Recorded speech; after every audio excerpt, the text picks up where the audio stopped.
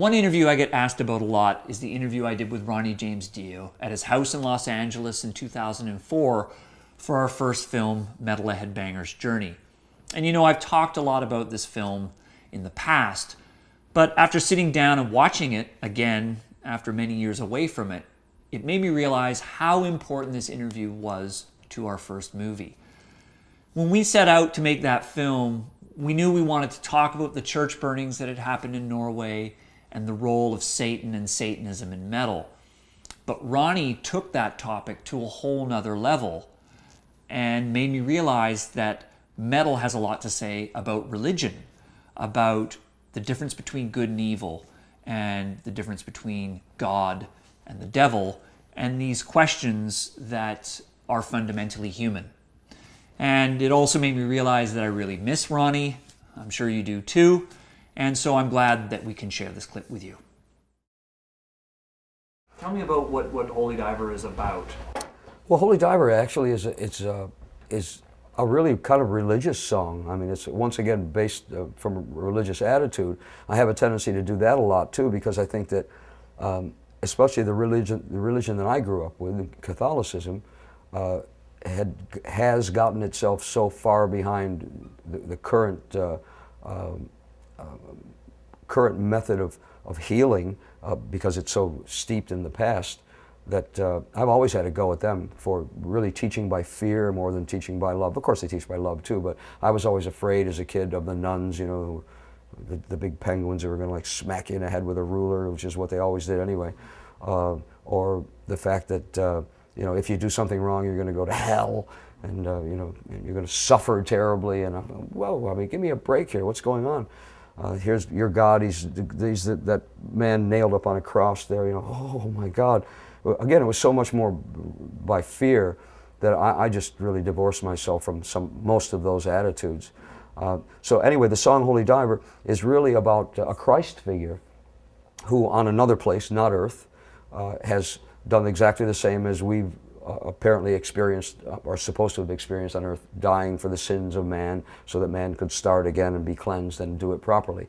So the same thing happened on this other far distant planet. And all the people on this planet are saying to him, you know, they're calling him the Holy Diver. Holy Diver because he's about to go to another place, to another planet, another world, to do what he did on this place, save people from their sins, or absolve them from their sins by having himself killed.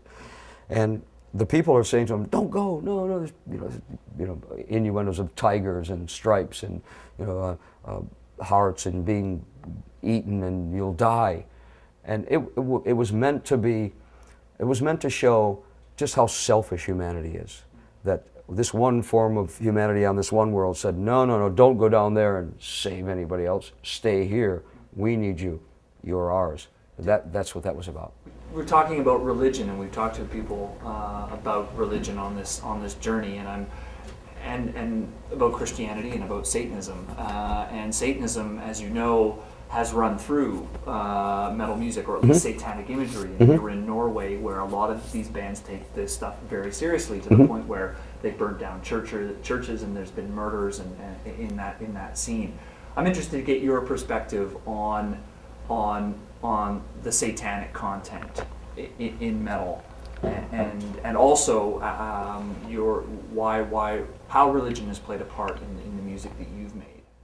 Well, once again, religion has played a part in my music more from a dissatisfaction, a discontented kind of view, and that I believe that any religion is a great religion because it gives people the strength, some people the strength to go on. They have to have faith, and they believe that the ultimate goal of reaching nirvana or heaven is because they'll be good people. Hey, can't ask for more than that. That's great. Religion should be teaching love, and it should be teaching that that there is something probably higher than we are out there, to lessen our sense of importance.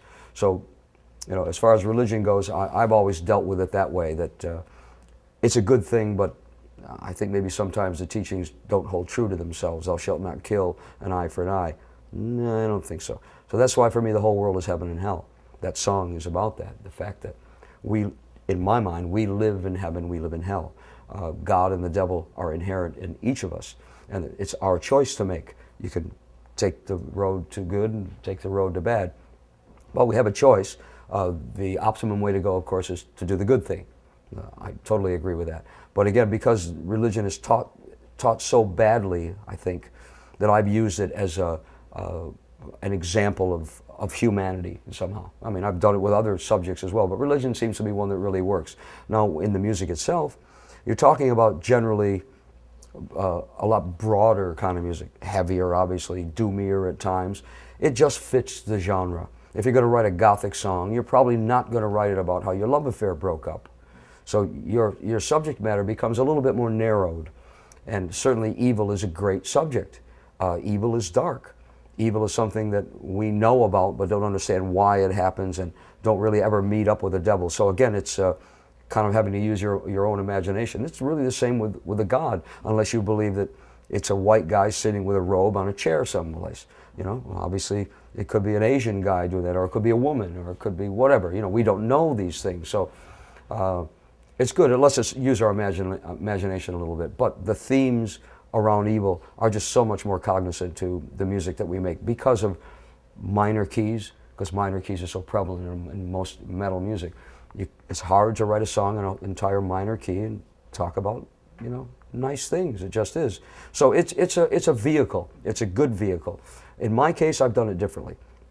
I've always tried to be someone who has warned people about the fact that there is good and there is evil. And you have a choice, and your best choice is probably not to be evil. This is what evil can do to you. This is what evil has done to the people that I know. Depends on your perspective of evil, though. You know, I mean, drugs are evil. You know, too much indulgence in bad things is evil. Hanging around with evil people is going to beget you to be an evil person. These are the themes that I've tried to deal with in a darker way.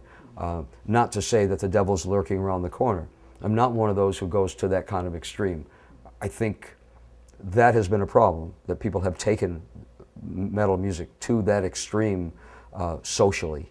I have tried never to do that. Because of course we have the satanic phenomenon and the fact that a lot of metal bands have aligned themselves very closely with evil or with Satan and what Satan represents. It's a symbolism too, isn't it? I mean, it's great symbolism for what they're trying to portray. But what do you think then about that satanic element in metal?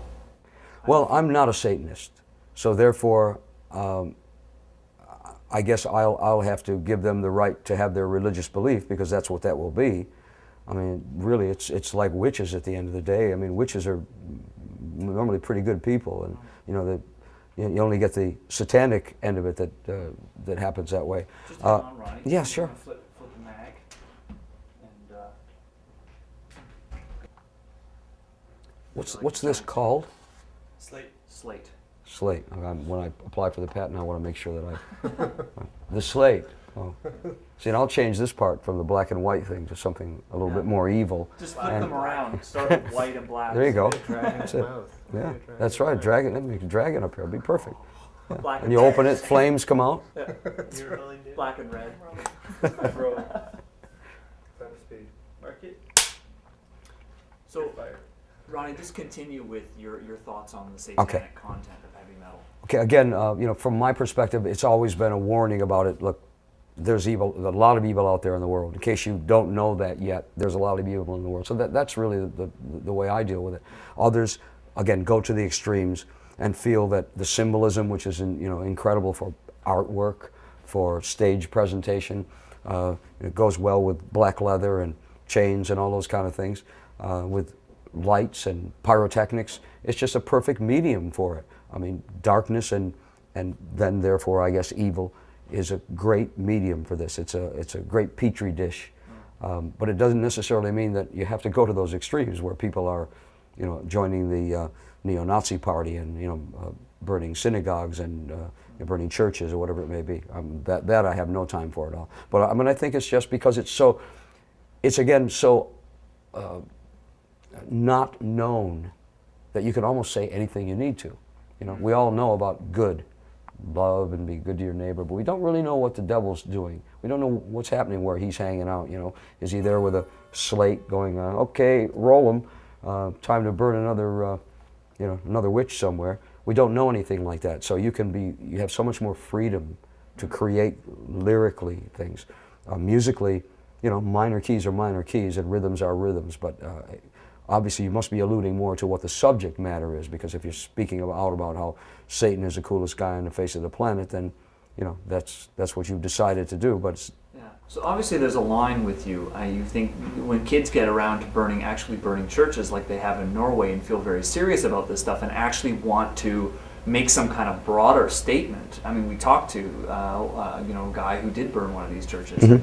You know, he wants to make a statement. He feels that Christianity in his country has been a terrible, terrible thing that has ruined their society. So Mhm. they feel quite passionate about this. But you're saying that's taking it too far. oh, of course it is. I mean, that's taken to the point of idiocy.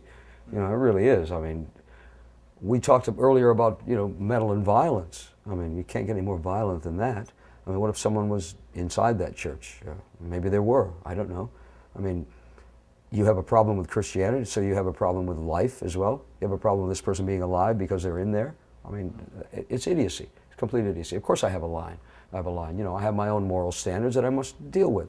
And my moral standards are not in praise of the devil. They aren't. You know, and if that puts anybody off about what I've done in my life, you know, there you go. Hey, I was in Black Sabbath. It's pretty hard to shed that cloak, because we as a band never, ever in interviews would say, no, we're not evil. No, we wouldn't do those kind of things. No, no, no way. And when you don't defend yourself and you let people make their own judgments as to what you are, especially with a name like Black Sabbath, then you're going to be painted with that paintbrush and you're going to have to wear it.